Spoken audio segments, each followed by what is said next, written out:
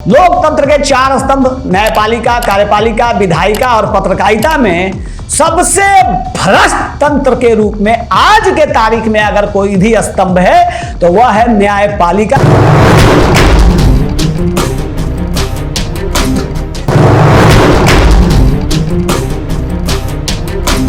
इसमें कहीं कोई गुरेज नहीं है और यह बात सिर्फ ब्रजेश मिश्रा केवल सच न्यूज से नहीं बोल रहा है, बल्कि सर्वोच्च न्यायालय के कई न्यायाधीशों ने इस बात को स्वीकार किया है कि जितना बड़ा आदमी होगा, पैसे वाला आदमी होगा, अमीर आदमी होगा, जुगाड़ी आदमी होगा, उनको न्याय मिलेगा और गरीब लोग न्याय के लिए वंचित रह जाएंगे और कई मामले में वंचित रह जाते हैं। आज भी मीडिया चारों खंभों में सबसे ज्यादा ईमानदार है क्योंकि वह खबर दिखाता ही दिखाता है। वो भ्रष्टाचार का खबर हो, अत्याचार का खबर हो, बलात्कार का खबर हो, सरकार के घोटाला का खबर हो, सत्ता पक्ष विपक्ष का बात हो, वह खबर जरूर दिखाता है। आप देख रहे हैं केवल सच न्यूज। नमस्कार, आप देख रहे हैं केवल सच न्यूज। मैं हूं ब्रजेश मिश्रा।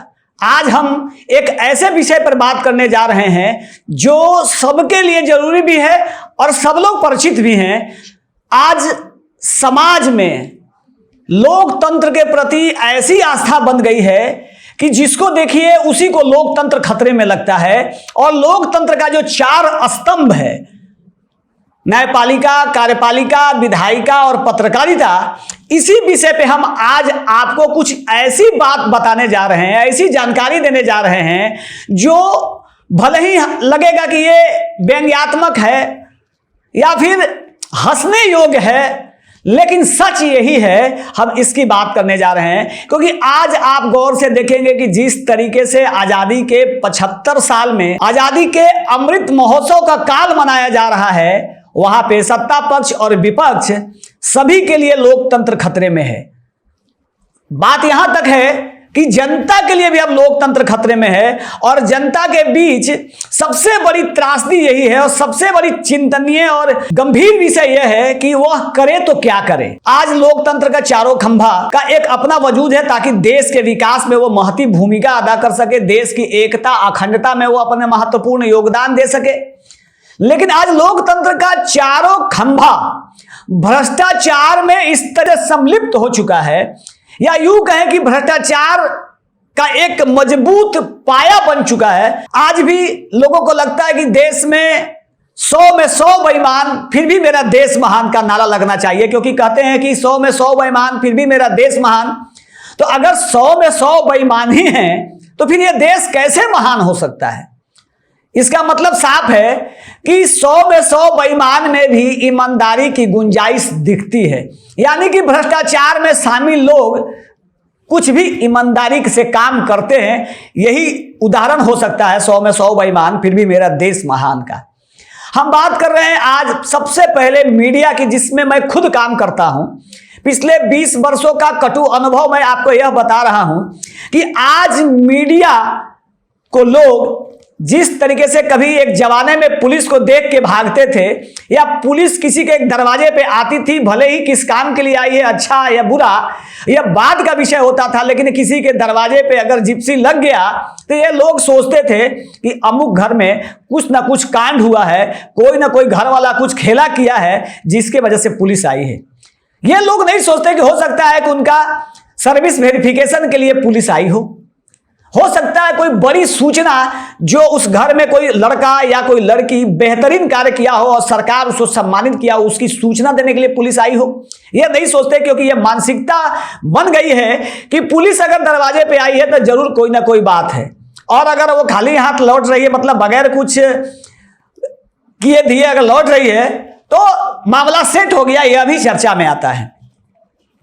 हम मीडिया की बात कर रहे हैं, पत्रकारिता की बात कर रहे हैं। पिछले 3 दशक से आप अगर बात करें तो आप देखेंगे कि पत्रकारिता में दिनों दिन गिरावट आता जा रहा है।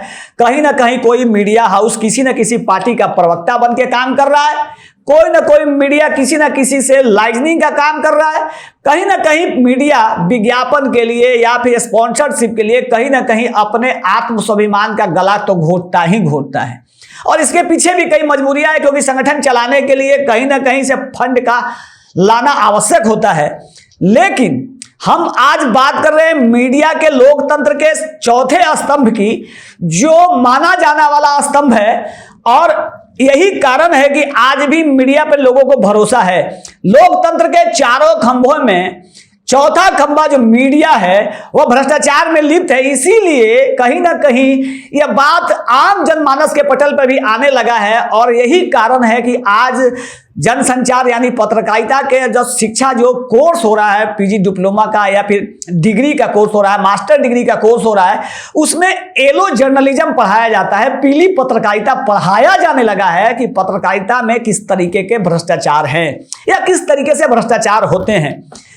बावजूद इसके आज भी लोगों को मीडिया पर भरोसा है, क्योंकि उसको पता है कि लोकतंत्र के चारों खंभों में से यह एक ऐसा खंभा है जो भले ही भ्रष्टाचार में सरकार या बड़ी कंपनी या फिर भ्रष्टाचारी या अत्याचारी फिर जिस तरीके से गलत कार्य करने वाले लोगों से वो भले ही सहयोग ले या फिर येलो जर्नलिज्म का खेल कर ले, लेकिन आज भी मीडिया ईमानदारी के मामले में मेरी नजरों में, आप भी इस पे आकलन कर सकते हैं, आज भी मीडिया चारों खंभों में सबसे ज्यादा ईमानदार है, क्योंकि वह खबर दिखाता ही दिखाता है। वो भ्रष्टाचार का खबर हो, अत्याचार का खबर हो, बलात्कार का खबर हो, सरकार के घोटाला का खबर हो, सत्ता पक्ष विपक्ष का बात हो, वह खबर जरूर दिखाता है और निश्चित तौर पे आम जनमानस के मुद्दा को भी उठाता है।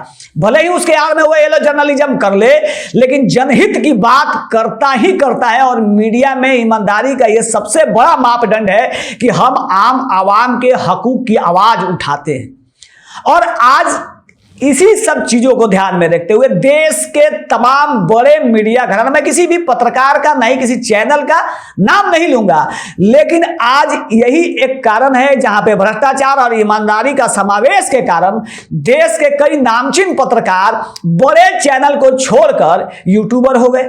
अब वो यूट्यूबर के रूप में उनकी पहचान होने लगी है। भले एक जमाने में वो एक सीनियर जर्नलिस्ट के रूप में, सीनियर एंकर के रूप में, सीनियर एडिटर के रूप में उनकी पहचान होती रही है, लेकिन आज मीडिया का हश्र ये है कि सोशल मीडिया और डिजिटल जो दौर चल रहा है इस पूरे विश्व में, इस स्थिति में मीडिया भ्रष्टाचार के आरोप झेलने के बाद भी आज भी लोकतंत्र के चारों खंभे में उसकी ईमानदारी की डंका बजती है। मतलब चारों खंभे में सबसे ज्यादा ईमानदार से काम करने वाला मीडिया ही है। हम बात कर रहे हैं दूसरे स्तंभ की, जो लोकतंत्र का सबसे प्रभावकारी और सबसे आवश्यक तंत्र के रूप में जाना जाता है, वह है कार्यपालिका। कार्यपालिका में भी भ्रष्टाचार का एक अलग नमूना है। हम इसीलिए हमने पहले कहा कि यह व्यंग्यात्मक भी हो सकता है, हंसने योग्य भी हो सकता है, क्योंकि आज लोकतंत्र के ये जो स्तंभ है कार्यपालिका, इस कार्यपालिका में प्रशासनिक और पुलिस विभाग की हम बात करें तो भ्रष्टाचार का आलम यह है कि जो प्रशासनिक सेवा के क्षेत्र में लोग हैं वहां भी भ्रष्टाचार बड़े पैमाने पे है। और भ्रष्टाचार बड़े पैमाने के होने के बाद भी उनके लिए भी एक टारगेट समय फिक्स सरकार कर देती है कि आपको इतना समय में अगर आपने कोई काम नहीं किया तो आपको दंडात्मक कार्रवाई होगी और आपको दंड भी मिलेगा, और उसको आर्थिक दंड के रूप में दिया भी जा रहा है। प्रशासनिक महकमा में आप अगर देखेंगे, चाहे वो बिहार प्रशासनिक सेवा का हो, किसी भी राज्य प्रशासनिक सेवा का अधिकारी हो, भारतीय प्रशासनिक सेवा का अधिकारी हो, राजस्व का अधिकारी हो, अन्य क्षेत्र का जो प्रशासनिक अधिकारी हैं, वहां पे आज भारत में विकास के लिए टेंडर होता है। किसी भी प्रोडक्ट के लिए टेंडर होता है, हर चीज के लिए, चाहे वह विकास से संबंधित हो, सुरक्षा से संबंधित हो, भोजन से संबंधित हो, वस्त्र से संबंधित हो, संचार से संबंधित हो, अन्य क्षेत्र से संबंधित हो, वहां टेंडर होता है। और टेंडर में L1 L2 का खेला होता है। हम बाकी भ्रष्टाचार पे बात नहीं करेंगे, लेकिन यह सफेद भ्रष्टाचार जो होता ही होता है, तमाम तरह के जेम पोर्टल बना दिए जाने के बाद भी होता है, L1 और L2 का खेल होता है। लेकिन L1 और L2 का खेल होता है, यहां पे दोनों में से किसी एक व्यक्ति को शामिल करके L1 को करा के वहां पे आर्थिक कमाई की जाती है। यह भ्रष्टाचार है। पुलिस महकमे में अगर आप चले आइए, पुलिस महकमे में भी ठीक इसी तरीके का खेला है। लेकिन आज भी सचिवालय से लेकर शौचालय तक, घर से लेकर प्रधानमंत्री कार्यालय तक, अगर आम जनता को आज भी पुलिस पर विश्वास नहीं होने के बाद भी सबसे पहली पुलिस के पास घंटी जाती है कि हमारे साथ अमुक घटना घट गया या हमको झूठे केस में फंसाया गया या इस तरीके की बातें होती हैं। और पुलिस भ्रष्टाचार में शामिल हो जाती है, लेकिन वो ऑन द स्पॉट फैसला करती है। अगर जिससे वो पैसा ले लेती है उसको वहीं छोड़ देती है और उसका मामला आगे नहीं बढ़ता, बल्कि जो व्यक्ति प्रताड़ित है, अपमानित है, शोषित है, जिस तरीके से एक वर्ग है या फिर अपराधी है या अपराध में फंस गया या निर्दोष है या जिस तरह की बात है, पुलिस विभाग अपना लेन देन करके उसका मामला को वहीं पे सलटा देती है और वो आगे जाने से बच जाता है, वो फंसने से बच जाता है, उसको बहुत सारा राहत मिल जाता है। अन्यथा जब और लोकतंत्र के जो सबसे बड़े स्तंभ की हम बात जब करेंगे उसमें हम बताएंगे कि किस तरीके खेल होता है, तो यहां भी इस तरीके से भ्रष्टाचार होता है। लेकिन आज भी प्रशासनिक और पुलिस महकमा पत्रकारिता के बाद दूसरा ईमानदारी का वो खेमा है। निश्चित तौर पे यह ईमानदारी का खेमा आपको दिखता है और जिसका जैसा साठगांठ है उसके तरह उस तरह से उसका काम होता है। और जो लोग ज्यादा भ्रष्टाचार में सम्मिलित हो जाते हैं वो निगरानी, सीबीआई, ईडी, जीएसटी सबके चक्कर में फंसते हैं और जेल भी जाते हैं और उनको दंड भी लगता है। लोकतंत्र का तीसरा स्तंभ विधायिका, जो देश के लिए कानून बनाता है, देश में अच्छी अच्छी चीजों पर काम करता है, विकास से संबंधित और राजनीति से संबंधित तमाम तरह की कूटनीति, राजनीति, षड्यंत्र सब कुछ करता है। लेकिन लोकतंत्र का तीसरा ईमानदार स्तंभ या खंभा विधायिका ही है, क्योंकि विधायक जी हो, सांसद जी हो, विधान पार्षद हो, सरपंच जी हो, मुखिया जी हो, अलग अलग राजनीतिक दृष्टिकोण से कई पद हैं। उनको यह पता है कि हम 5 साल के ही मेहमान हैं। 5 साल अगर हमने भ्रष्टाचार को पराकाष्ठा पे पहुंचा दिया तो हो सकता है कि हमारी सरकार नहीं आए। जिस तरीके से आपने देखा होगा कि लगातार 2004 से 2014 तक यूपीए की सरकार ने, यानी कांग्रेस की सरकार ने, कांग्रेस की गठबंधन की सरकार ने भ्रष्टाचार को परचम पे पहुंचाया। स्थिति क्या है आप देख लीजिए। 2014 में नरेंद्र मोदी आते हैं और भ्रष्टाचार के मुद्दे पे वो सत्ता में शामिल हो जाते हैं और देश की सबसे बड़ी पार्टी आज बन के तैयार हैं। और 2014-2019 के चुनाव में भारी बहुमत से, अपार बहुमत से चुनाव जीत के आते हैं। आरोप इन पर भी लग रहा है भ्रष्टाचार का, लेकिन अभी तक कोई ऐसा मामला नहीं आया है जिस मामले में विपक्ष उनको मजबूती से घेर सके। राफेल का मामला, कई ऐसे मामले हैं जिस पे लेकर कोहराम तो मचा हुआ है, लेकिन स्थिति नहीं है। बल्कि राजनीतिक दृष्टिकोण से विधायक हो, सांसद हो, मुखिया जी हो, सबका एक फंड है और फंड का परसेंटेज के हिसाब से बंटवारा हो जाता है और बंटवारे में ठेकेदार साहब सब लोग इसमें शामिल होते हैं, सब लोग मिल बांट कर खाते हैं और सबके मिली भगत के साथ साथ ये जो विधायिका का जो क्षेत्र है यह भी ईमानदारी से अपना काम करता है। जिसका कमीशन लेता है, जिसको टेंडर देना है या जिसको फंड देना है, उनसे पैसा लेना है, उनको पैसा लेन देन का काम हो जाता है और पूरी ईमानदारी से विकास भी होता है। अब विकास का पैमाना भले ही कम हो, 100% विकास के लिए सरकार से पैसा आता है, लेकिन वह विकास होते होते 15, 20, 25% तक होता है, बाकी पैसा का बंदरबाट होता है। लेकिन विधायक जी को, सांसद महोदय को, अन्य जनप्रतिनिधियों को यह पता है कि अगर हमने इसमें ज्यादा दिमाग लगाया या फिर ज्यादा कोहराम मचा दिया तो हो सकता है कि हम अगले टर्म में हमको आम जनता नहीं चुने। और इस जन प्रतिनिधि को निश्चित तौर पे तमाम तरह के आरोप के बाद सबसे अधिक पत्रकारिता और कार्यपालिका के बाद सबसे अधिक भ्रष्टाचार के आरोप में जेल जाने वाला जो स्तंभ है वह विधायिका ही है। और आज भी कई लोग रडार पे हैं, कई लोग जेल जाने की स्थिति में। 2024 के चुनाव के पहले भी कुछ लोग जा सकते हैं, चुनाव के बाद भी कई लोग जाएंगे। लेकिन आम जनता के बीच, लोकतंत्र के चारों स्तंभों के बीच अगर कोई तीसरा ईमानदार अगर कोई स्तंभ है तो है वह स्तंभ विधायिका। और इन तीनों स्तंभों पे नियंत्रण रखने वाला जो देश का जो सबसे सर्वोच्च, आज के तारीख में सबसे बड़ा जो स्तंभ है लोकतंत्र का, वह स्तंभ है न्यायपालिका। लोकतंत्र के 4 स्तंभ, न्यायपालिका, कार्यपालिका, विधायिका और पत्रकारिता में सबसे भ्रष्ट तंत्र के रूप में आज के तारीख में अगर कोई भी स्तंभ है तो वह है न्यायपालिका। इसमें कहीं कोई गुरेज नहीं है। और यह बात सिर्फ ब्रजेश मिश्रा केवल सच न्यूज से नहीं बोल रहा है, बल्कि सर्वोच्च न्यायालय के कई न्यायाधीशों ने इस बात को स्वीकार किया है कि जितना बड़ा आदमी होगा, पैसे वाला आदमी होगा, अमीर आदमी होगा, जुगाड़ी आदमी होगा, उनको न्याय मिलेगा और गरीब लोग न्याय के लिए वंचित रह जाएंगे और कई मामले में वंचित रह जाते हैं। लोकतंत्र का सबसे ईमानदार के रूप में पहचान दिलाने की बात करने वाला जो न्यायपालिका है, वहां पे भ्रष्टाचार चरम पे है, पराकाष्ठा पे है। आप न्यायपालिका पे आरोप लगाने के पीछे कई तर्क हैं और उस तर्क को आपको समझना होगा कि किस तरीके से न्यायपालिका का कोई नियंत्रण नहीं है। और चूंकि कार्यपालिका पे सरकार नियंत्रण करने के लिए तैयार है, पत्रकारिता पे सरकार नियंत्रण करने के लिए तैयार है, विधायिका पे सरकार नियंत्रण करने के लिए तैयार है और तीनों पर नियंत्रण करने के लिए न्यायपालिका तैयार है।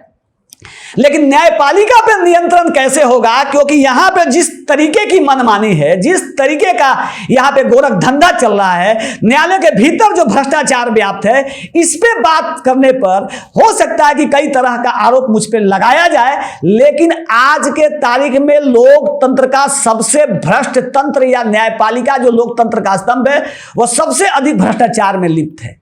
हम बात कर रहे हैं छोटी छोटी बात की। एक उदाहरण के रूप में हम आपको एक कहानी बता रहे हैं। ये कहानी सच्ची घटना पे आधारित है और ये घटना घटी है कि एक मामले में एक न्यायालय में कई वर्ष बाद, यानी कि लगभग 15 से 16 वर्ष के बाद एक आदेश आता है कि व्यक्ति को कि आपको इस अपराध से मुक्त किया जाता है। और इस मामले को जब आदेश आता है तो जो आरोपी था, जो अभियुक्त थे, उन्होंने जज साहब को कहा कि बहुत बहुत धन्यवाद आपका, भगवान आपको जज से दरोगा बना दे। हमको न्याय दिया आपने, हम आपको भगवान से प्रार्थना करते हैं कि हे प्रभु हमारे जज साहब को जज से दरोगा बना दे। बड़ा आश्चर्य हुआ जज साहब को कि हमको जज से दरोगा बनने की बात कर रहा है, ये हमको बधाई दे रहा है या फिर बद्दुआ दे रहा है। इस बात को समझने की आवश्यकता है। जब जज साहब को नहीं रहा गया तो उन्होंने बुलाया उस व्यक्ति को और कहा कि आपको न्याय मिला है और आप हमको बधाई के रूप में जज से दरोगा बनने की बात कह रहे हैं, तो यह बड़ा हास्यास्पद लग रहा है कि आप हमको बधाई दे रहे हैं या गाली दे रहे हैं। तो जो व्यक्ति था जिसको न्यायालय में न्याय मिला कई वर्षों बाद, तो उन्होंने कहा कि नहीं सर, हम तो आपको बधाई ही दे रहे हैं, क्योंकि आज से 17 साल पहले इस मामले में हमको दरोगा जी ने कहा था कि आप कहाँ इस चक्कर में पड़े हैं, आप हमको 10,000 रुपया दीजिए, मामला यहीं रफा दफा कर देते हैं, आपको मुक्ति मिल जाएगी। तो मुझे लगा कि मैं अगर उस समय में दरोगा जी का बात मान लिया होता तो शायद मेरा अब तक इस न्यायालय में 17 साल में 5-7 लाख रुपया जो खर्च हुआ है वह भी बच जाता, और जो 17 साल से हम आरोप लेके घूम रहे थे हम उससे भी मुक्त हो जाते। तो हमको लगा कि दरोगा जी हमारे लिए बेहतर फैसला सुनाए थे उस समय में।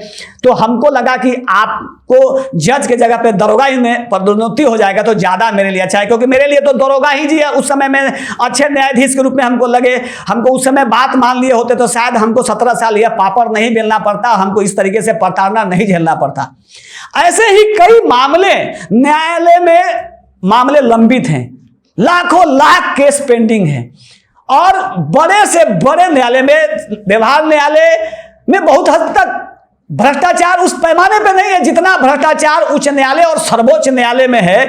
क्योंकि यहाँ पे डेट को पकड़ने में ही आजकल सारा कुछ मोदी जी की सरकार में, भारत ही नहीं बल्कि पूरा विश्व डिजिटल दुनिया में जो समाहित हो रहा है, वैसे दौर में कोई केस को जब दर्ज कराते हैं, हम अपना केस इनरोल कराने के लिए जब हाई कोर्ट में या सुप्रीम कोर्ट में जाते हैं, इतना लंबा समय लगता है। इसके बाद कई तरह का तिकड़मबाजी है और जज साहब के पास वह मामला पहुंचते पहुंचते लगभग 1 महीना हो जाता है। 1 महीना क्या, कई मामले में कई और महीने हो जाते हैं। और इस सारे खेल के पीछे वकील साहब बदनाम होते हैं, अधिवक्ता बदनाम होता है, एडवोकेट को गाली तक सुनना पड़ता है। लेकिन यह गलती एडवोकेट की नहीं होती, बल्कि रजिस्ट्रार साहब और उनके अधीनस्थ काम करने वाले जो क्लर्क हैं, बड़ा बाबू हैं, इनका इतना बढ़िया तरीके से सजाया व्यवस्था है कि आप इसको इग्नोर नहीं कर सकते। और वकील साहब अपने जो क्लाइंट हैं उनको समझाते हैं कि इसमें मेरा क्या दोष है, मैंने ईमानदारी से ये किया। कई मामले में डिफेक्ट लग जाता है, अब डिफेक्ट रिमूव कराया, डिफेक्ट को कुछ चीजें, ऐसी चीजें जब वैसा चीज को हम इनरोल ही करते हैं जब उसमें कोई डिफेक्ट है, तो कई चीजें हैं जिसपे जांच का विषय है और कई मामला है और इसके बाद तारीख पड़ता है, डेट पड़ता है, जज साहब के यहाँ डेट आता है। कई ऐसे मामले आए जिस मामले में डेट 1 महीना पहले से अगर घोषित है कि इस डेट में सुनवाई होगी, लेकिन उस डेट में रजिस्ट्रार साहब के यहाँ से वो लिस्ट पे ही नहीं आता है, और जब लिस्ट पे ही नहीं आएगा तो उसका डेट बढ़ जाएगा। अगर किसी ऐसे केस में, जिस केस में बहुत बड़ा मामला नहीं है, कोई बड़ा अपराध नहीं है, वैसे मामले में अगर किसी व्यक्ति को 4 महीना, 5 महीना, 6 महीना, 8 महीना, 1 साल तक अगर वो जेल में बेल के लिए अगर रहेगा, तो निश्चित तौर पर वह व्यक्ति अगर वो निर्दोष होगा तो निश्चित तौर पे वो अपराधी बन जाएगा, और उसको अपराधी बनाने में न्यायपालिका की भूमिका को नजरअंदाज नहीं किया जा सकता है। भले ही उसको बाद में जमानत मिले, उसको न्याय मिल जाए कि वो बाइज्जत रिहा हो जाए, लेकिन इस समय में जो वो कष्ट झेला है, इसकी भरपाई कौन करेगा? लोकतंत्र के चारों स्तंभ में आज के तारीख में सबसे अधिक अगर कोई भ्रष्ट अगर कोई स्तंभ है तो वो न्यायपालिका ही है नंबर 1 पे। क्योंकि आज भी डर की वजह से हम हो, आप हो, विधायक जी हो, सांसद जी हो, मुख्यमंत्री जी हो, प्रधानमंत्री जी हो, सबको अगर किसी से डर लगता है तो वह है न्यायपालिका।